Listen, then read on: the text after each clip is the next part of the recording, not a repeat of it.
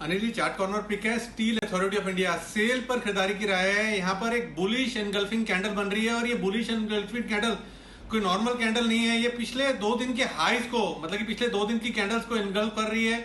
एक clear cut संकेत है रिवर्सल का, और जिस तरीके का टेक्निकल स्ट्रक्चर है सेल का, ये स्टॉक आज भी रैली दिखाने का पोटेंशियल रखता है और कल मॉर्निंग में गैप अप का एक पोटेंशियल रखता है। Over to Kunal ji.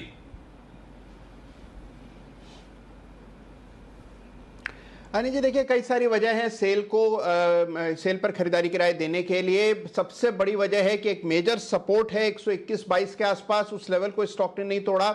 Metals में तेजी आ रही है और सेल जब कभी मेटल्स में तेजी बनती है सबसे तेज धावक है सेल, तो इस पर दाव लगाना चाहिए। इन स्तरों पर बाय करके चलें। 122 रुपए 50 पैसे पर 125 रुपए 50 पैसे 125.50 पर स्टॉप लॉस रखना है। पहला टारगेट ही 135 रुपए का, दूसरा टारगेट 140 रुपए का। तो दो बड़े अग्रेसिव टारगेट्स के लिए सेल में हमारी बाय करने की राय। बिल्कुल, तो 135 140 के टारगेट्स के लिए सेल पर करें खरीदारी, ये है राकेश जी कुणाल जी की राय। आइए चलते हैं जय ठक्कर के पास। बिल्कुल, जय का जैकपॉट।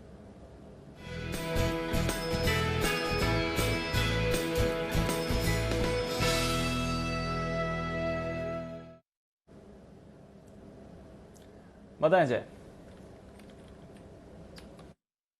जी दीप, आज मेटल स्टॉक्स में तो काफी मतलब सभी के कॉल्स मैच हो रहे हैं। अब मेरा भी सेल ही है। कॉल 128.75 के आसपास फ्यूचर्स ट्रेड कर रहा है, इसको खरीद कर चलना है। 125 के स्टॉप लॉस के साथ लेना है। इसमें पहला टारगेट बनेगा 134 का, दूसरा टारगेट बनेगा 137 का। 134 137 ये दो टारगेट्स के लिए सेल फ्यूचर्स को खरीदना है दीप। मैं एक और चीज ऐड करना चाहूंगा, एक और मेरा जो ऑब्जर्वेशन मैं ऐड करना चाहूंगा। बाकी जो राकेश जी कुणाल जी ने कहा वो एकदम सही है। एक और चीज जो ऐड करना चाहूंगा वो ये है कि जब भी इतने दिन का जो कंसोलिडेशन हुआ है, टाटा स्टील हो कि सारी मेटल स्टॉक्स में हो सेल हो, तो टाटा स्टील में तो क्लियरली फॉलिंग चैनल का ब्रेकआउट है।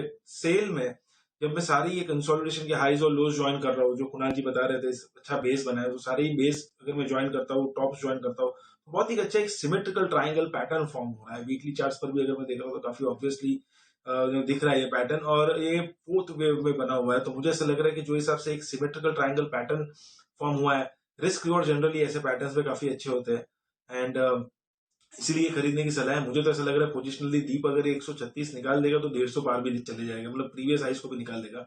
पर शॉर्ट टर्म में 135 एंड 134 137 ये दो टारगेट्स के लिए सेल फ्यूचर्स खरीद सकते हैं। ओके, तो सेल पर करनी है खरीदारी। कंसेंसस कॉल बन रही है मेटल्स पर हमारे एक्सपर्ट्स की तरफ से। अब से ओपनिंग से अब तक जितने भी बिगुल आए हैं सारे के सारे मेटल स्टॉक्स के लिए रहे हैं। देखते हैं सचिन जी को भी क्या एक और मेटल स्टॉक पसंद आ रहा है। बिगुल BTSTT।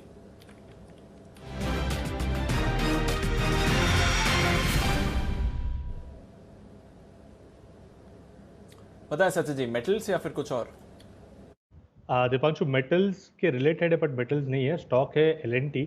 जिस तरीके से ओवरऑल इसका स्ट्रक्चर रहा है पिछले 4 दिनों से, एक अच्छा कंसोलिडेशन इसने होल्ड किया हुआ है। अराउंड 1480 के आसपास एक अच्छा बेस है एंड 1500 का एक ऑप्शन बैरियर है, वो लगभग इसने आज के सत्र में चैलेंज किया है। तो मुझे लग रहा है यहाँ पर काफ़ी क्लासिकल ब्रेकआउट हो सकता है। जैसे ही स्टॉक अराउंड 1500 1502 के आसपास स्विंग करे, मुझे लग रहा है मोमेंटम के लिहाज से, इंट्राडे के लिहाज से जो टारगेट्स नज़र आ रहे हैं वो लगभग अराउंड 1518 के आसपास के। तो खरीदारी करनी है L&T में 1518 के टारगेट के लिए।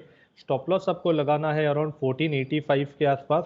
जो पोजिशनल टारगेट मुझे नज़र आ रहा है वो लगभग अराउंड 1550 के आसपास का है। तो एक अच्छे बेस के आसपास ये स्टॉक अभी फिलहाल प्लेस्ड है एंड मोमेंटम मुझे लग रहा है 1505 जैसे ट्रिगर हो जाएगा इंट्राडे के लिहाज से ही 1518 के आसपास के स्विंग्स बन सकते हैं L&T में। ओके, तो L&T पर रखिए नजर। मोमेंटम में आ रहा है, 1500 के करीब ही कंसोलिडेट कर रहा है काफी समय से। आई थिंक कल सुमित जी ने पिक ऑफ द डे में भी इसके लिए रिकमेंडेशन दी थी, पर यहां से फिर आप स्टॉक पर मूवमेंट बनते हुए देख सकते हैं। तो चलिए नजर रखेंगे L&T एक और काउंटर जहां पर आपको तेजी आती हुई दिख सकती है।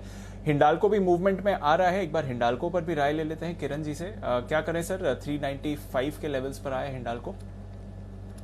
हिंडल्को का चार्ट पैटर्न भी दीप बहुत अच्छा देखने को मिल रहा है। इसने वो 390 का बैरियर कैश मार्केट में निकाल दिया है। तो मेरा मानना है कि अभी इमीडिएट हर्डल जो है वो 400 का रहेगा। मैं कैश लेवल्स की बात कर रहा हूँ, और 400 के बाद इसमें नो लुकिंग बैक रहेगा। तो मेरा मानना है कि अभी लॉन्ग पोजिशंस के लिए 389 के स्टॉप लॉस के साथ लॉन्ग पोजीशंस रखनी चाहिए। आज के लिए 397 399 के टारगेट देखने को मिल सकते हैं, पर 400 के ऊपर की क्लोजिंग इस स्टॉक को रिलीफ देगी, एक अच्छा मूव देखने को मिलेगा।